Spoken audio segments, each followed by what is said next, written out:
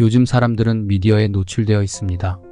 다음 세대뿐만 아니라 부모 세대도 모두 스마트폰에 갇혀 삽니다. 이스라엘은 바벨론 포로기에 이방 땅에서 갇혀 살았습니다. 그러나 21세기 믿는 자들도 스스로 스마트폰에 갇혀 미디어 포로로 갇혀 삽니다. 부모 세대에게 미디어 중독이 심각하지만 자라나는 다음 세대에게는 더욱더 치명적입니다. 전두엽이 25세 정도에 모두 완성이 되는데요. 그 이전에 미디어에 노출되면 다음 세대 뇌는 파충류 뇌처럼 됩니다. 보고 반응하는 후두엽만 반응하게 되고 이성과 사고, 감정을 담당하는 전두엽과 언어를 담당하는 측두엽은 개발이 되지 않습니다. 미디어에 계속 노출되면 학습력은 상당히 떨어지게 됩니다. 사실 우리는 누군가의 멘토 아래 잘 배워야 합니다. 그런데 스마트폰을 가까이 하면서 오히려 스마트해지지 않게 되는 아이러니한 상황 가운데 있습니다. 게다가 건강, 재정, 관계 등 모두 무너집니다. 로마 시대는 관습법상 14세까지 후견인 아래 있었고 25세까지 재산권을 청지기가 대신 관리했습니다. 그런 이유가 있었습니다. 아직 더 보호받고 재산을 잘 지키기 위한 것입니다. 이런 사실을 알았던 바울은 율법의 역할을 후견인과 청지기 관습을 통해 비유적으로 설명했습니다. 즉, 예수 그리스도가 오시기 전 하나님의 백성이 왜 율법 아래 있었는지 잘 설명하였습니다.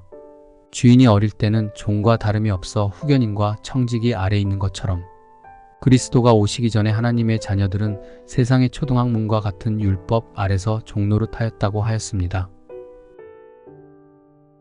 4장 1절부터 3절을 함께 읽겠습니다. 내가 또 말하노니 유업을 이을 자가 모든 것의 주인이나 어렸을 동안에는 종과 다름이 없어서 그 아버지가 정한 때까지 후견인과 청지기 아래에 있나니 이와 같이 우리도 어렸을 때에 이 세상의 초등학문 아래에 있어서 종 노릇하였더니 하나님은 예수 그리스도가 불완전하고 세상 초등학문과 같은 율법 아래에 나게 하셨습니다. 왜 율법 아래에 나게 하셨나요? 율법 아래에 있는 자들을 속량하려고 하셨습니다. 그래서 그 율법 아래에 있는 이 세상으로 오셨습니다. 그러고 나서 십자가와 부활을 통해 하나님을 아빠 아버지라 부르게 하셨습니다. 4절부터 7절을 같이 읽겠습니다. 때가 참에 하나님이 그 아들을 보내사 여자에게서 나게 하시고 율법 아래에 나게 하신 것은 율법 아래에 있는 자들을 속량하시고 우리로 아들의 명분을 얻게 하려 하심이라.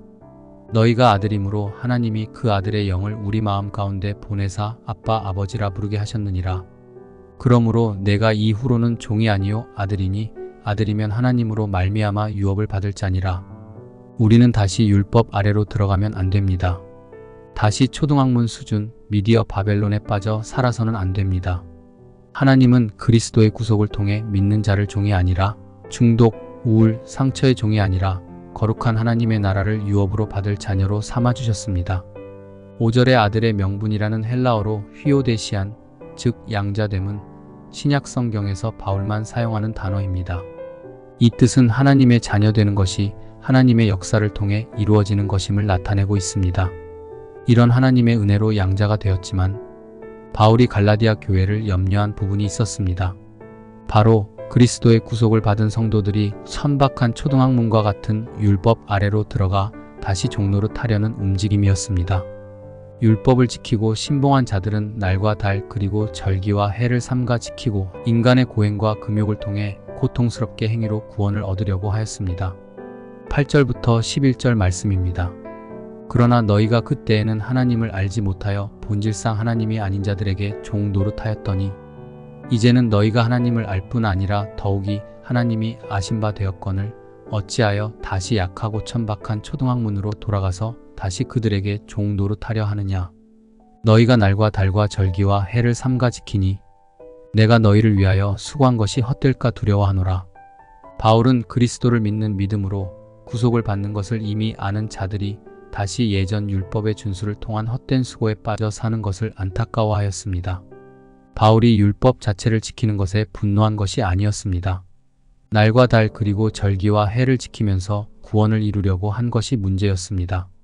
21세기를 살아가는 성도들도 하나님의 은혜로 구원을 누리고 주님이 원하시는 대로 살아가려고 하지 않습니다. 자기 자신의 존재를 증명하고 나타내려고 합니다.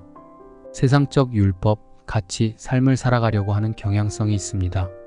오직 주님이 나 자신을 향해 무엇을 원하시는지 알고 자유 가운데 하나님의 자녀로 살아가야 합니다. 갈라디아서에서 바울이 말하는 바는 무엇인가요?